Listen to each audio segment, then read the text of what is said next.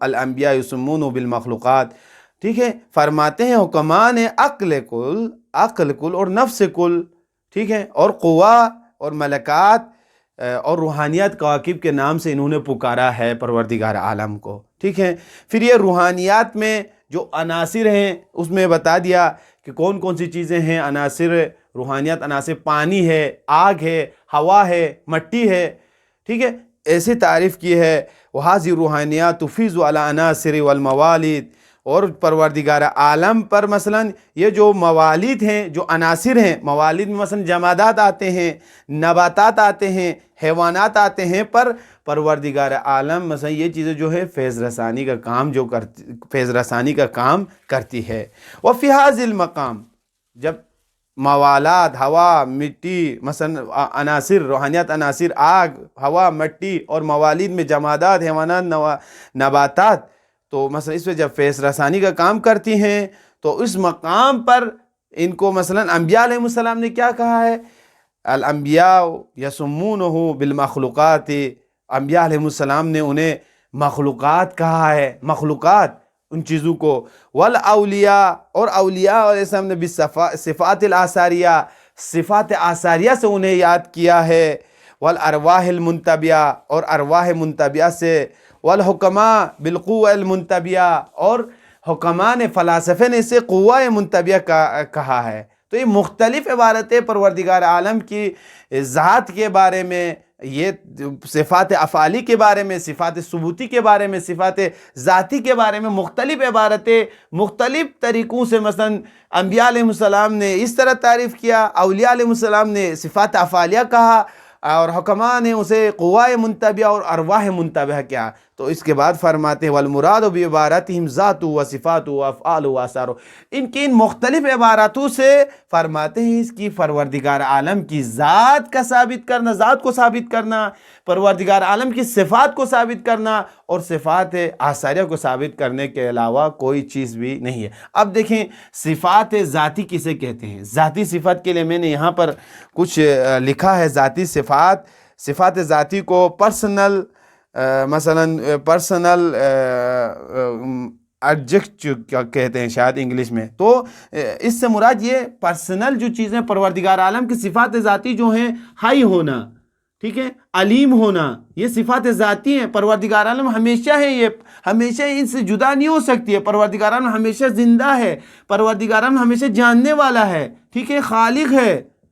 یہ پروردگار عالم کی کیا ہے؟ صفات ذاتی ہے۔ اب آئے صفات افعالیہ میں، اب آپ کو بتاؤں صفات افعالیہ، یہاں 3 صفات کی طرف علم کلام میں جس کے اوپر بحث ہوتی ہے۔ صفات افعالیہ میں پروردگار عالم مثلا رازق ہونا، خالق ہونا۔ جب پروردگار عالم، بعض نظریات ایسے بھی ہیں کہ، لیکن شاہ سعید محمد نور بخش رحمۃ اللہ علیہ نے اس کو یہاں پر جواب ایسا دیا ہے کہ بعض علم کلامی کے نظریات یہ ہیں کہ پروردگار عالم مد مقابل میں جب تک کسی کو خالق نہیں کرتا، خالق اس کے اوپر مثلا نام نہیں دیا جا سکتا ہے۔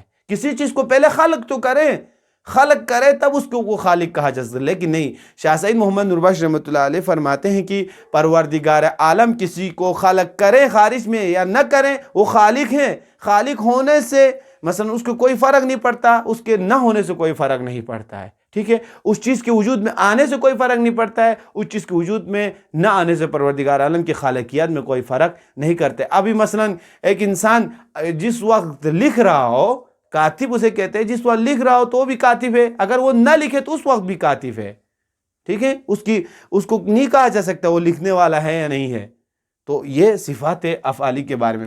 اب صفات آثاری میں مثلا یہی مخلوقات ہیں، پروردگار عالم کی صفات افعالیہ کو بیان کیا، ذاتیات کو بیان کیا، اور یہ مخلوقات آثاری میں مخلوقات ہیں، یہی پروردگار عالم نے جو پوری دنیا میں مثلا خلق کر دیا، جتنے بھی مخلوقات چیزیں ہیں مثلا یہ صفات آثاری میں آتے۔ اب دیکھیں جزیات جو چیزیں اس کو نفس کل کہتے ہیں اور عقل کل بھی کہتے ہیں۔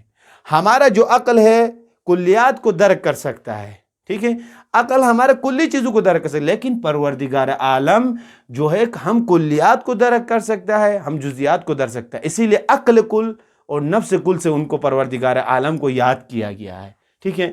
تو اب دیکھیں یہاں پر ایک لفظ آیا تھا جبروتیہ، تو مثلا حضرت جبروتیہ کہا تھا تو اسے حضرت جبروتیہ سے مراد عالم مثال ہے، عالم عقول ہے، عالم ذر کو کیا کہا جاتا ہے؟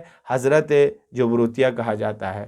تو آج ہماری تقریباً ذات باری تعالیٰ پر کس طرح اعتقاد رکھنا ہے، یہ سلسلے سے ہماری بحث ختم ہو گئی۔ انشاءاللہ ہم کل صفات باری تعالیٰ پر کس طرح اعتقاد رکھنا ہے اس سلسلے سے ہم بحث کریں گے انشاءاللہ۔ پروردگار عالم کی بارگاہ میں دعا گو ہوں خدایا ہمیں ان چیزوں کو سمجھ کر، واقعاً بہت سخت بحث ہے، ہم خود کو لیے سخت ہے لیکن کم سے کم ہم اتنا جان لیں کہ پروردگار عالم پر اعتقاد کے لیے شاہ سعید نے کیا بتایا۔ پروردگار عالم کی ذاتی صفات میں پروردگار شاہ سعید محمد نور بخش رحمۃ اللہ علیہ نے فرمایا اتنا اعتقاد رکھنا واجب ہے کہ خدا واجب الوجود ہے، مثلا جس کا مثلا زندہ ہے، حی ہے، علیم ہے، بصیر ہے، صاحب ارادہ والا ہے، صاحب کلام والا ہے، ٹھیک ہے۔ تو اگر یہ اعتقاد رکھے اتنا بھی معلوم ہو تو ہم واقعاً لتکون من زمرۃ اہل الایمان، ہم اہل ایمان والوں کے زمرے میں سے ہو سکتے ہیں۔ تو یہیں پر اختتام کرتے ہیں۔ خدایا ہمیں انہیں صحیح طریقے سے سیکھ کر ان پر عمل پیرا ہونے کی ہمیں توفیق عطا فرما۔ ربنا تقبل منا انک انت السمیع العلیم برحمتک یا ارحم الراحمین۔ السلام علیکم ورحمۃ اللہ وبرکاتہ۔